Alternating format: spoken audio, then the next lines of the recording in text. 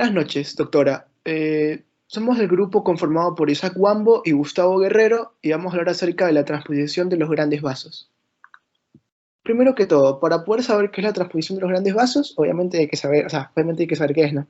La transposición de los grandes vasos es un defecto cardíaco congénito en el cual la relación de las grandes arterias está inversa al igual que la conexión del ventrículo arterial. Es decir, la aorta está conectada al ventrículo derecho y la arteria pulmonar se conecta al ventrículo izquierdo. Como podemos ver en esta imagen, que es cómo se puede ver cómo funciona el corazón normal y cómo funciona la transposición de los grandes vasos, vamos a ver esto, lo siguiente. Todo comienza a través de la vena cava. La vena cava transporta la sangre hacia la aurícula derecha, la aurícula derecha. De la aurícula derecha pasa al ventrículo derecho y el ventrículo derecho pasa a la arteria pulmonar. De la arteria pulmonar va a los pulmones, de los pulmones pasa a la aurícula izquierda, luego al ventrículo izquierdo y luego a la arteria aorta, que es la cual se encarga de transportar la sangre oxigenada a todo el cuerpo. En cambio, en la transposición de los grandes vasos, podemos ver que esto no se cumple, sino que de la vena cava pasa a la aurícula derecha, de la aurícula derecha pasa al ventrículo derecho.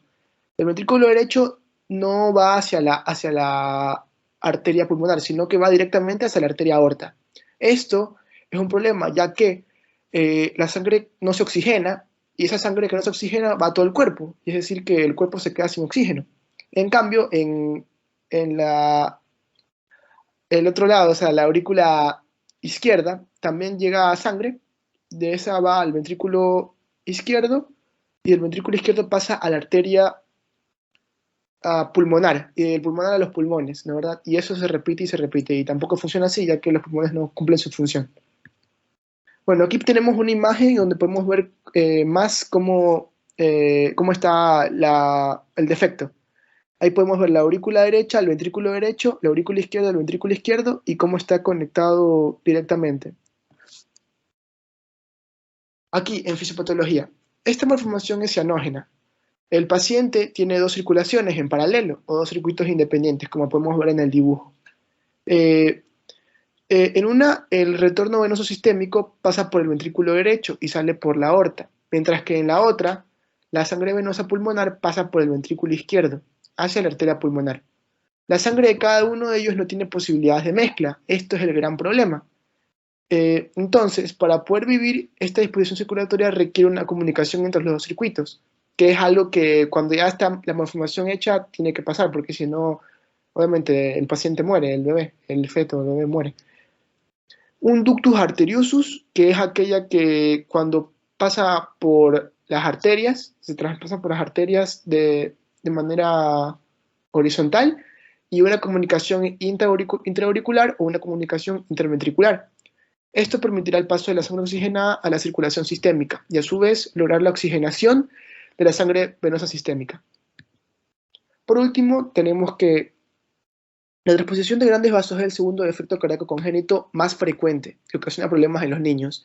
Entre el 5 y el 7% de todos los defectos cardíacos congénitos son por esta causa y predomina en los hombres en una proporción de 3:1. En general, la presentación de los casos de transposición se considera esporádica y no de carácter familiar, aunque la frecuencia de la enfermedad en gemelos es mayor. Las causas, obviamente, tienen un origen desconocido, al igual que la mayoría de los defectos cardíacos congénitos, y aunque hay algunos factores relativos a la madre que se asocian a una mayor frecuencia de aparición de alteraciones, podemos ver que una de estas puede ser obviamente la rubiola durante el embarazo, la mala nutrición, el alcoholismo o la edad avanzada o la diabetes que pueda tener la mamá del niño.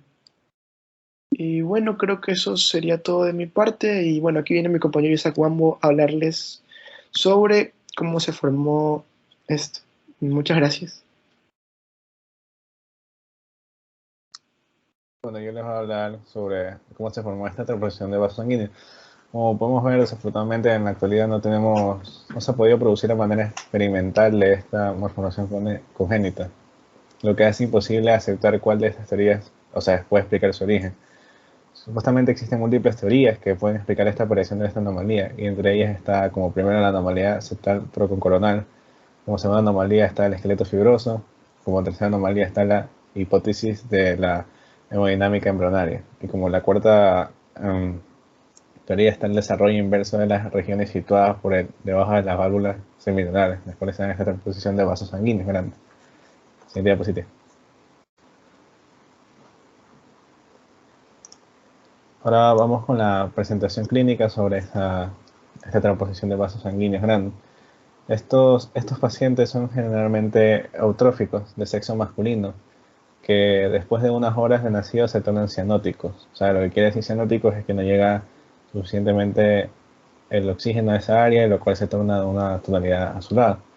La presentación del cuadro clínico depende de la gran medida de las anomalías asociadas. Si el septo interventricular está cerrado, la cianosis es notoria, pero si existe una comunicación interventricular pequeña, la cianosis puede ser moderada y en algunos casos no detectable. Pero si existe un ductus arteriosus permeable no muy grande o una comunicación interauricular, el paciente solo presenta una discreta cianosis, pero si el ductus arteriosus o la comunicación interauricular son grandes, la cianosis es muy severa y la predomina el cuadro clínico de una falla cardíaca. El examen físico se encuentra en un precordio algo hiperactivo cuando se auscultan soplos taquicardia, que da taquicardia. En algunos pacientes se puede encontrar hígado grande y taquinia. Siguiente diapositiva. Los síntomas que aparecen en el momento de nacer o muy poco después y la gravedad depende de los efectos cardíacos asociados, que son los que permiten la oxigenación de la sangre de recién nacido. Son los niveles bajos de oxígeno que hacen que el bebé se vuelva cianótico, de color azul, y que aparecen, que dan una dificultad respiratoria. El diagnóstico, como podemos decir, el diagnóstico es posible realizarlo antes de nacer mediante exámenes ecográficas rutinarias que se hacen a todas las embarazadas. En el momento del nacimiento se detectará mediante la auscultanización de un soplo y la presencia de un color azulado en la piel y mucosas del recién nacido. El diagnóstico de la colocación de la ecografía cardíaca, como podemos ver en la imagen.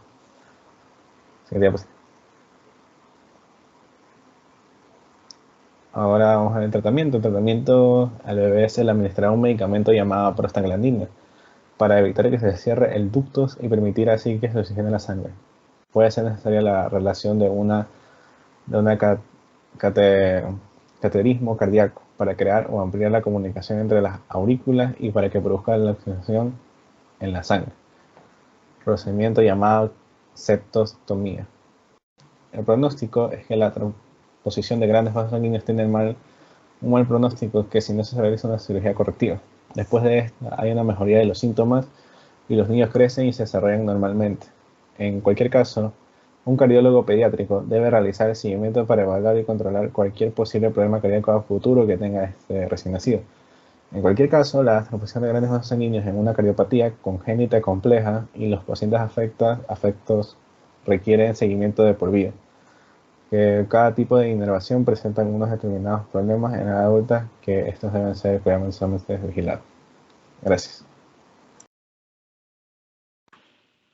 Bueno, muchas gracias y denle like, por favor.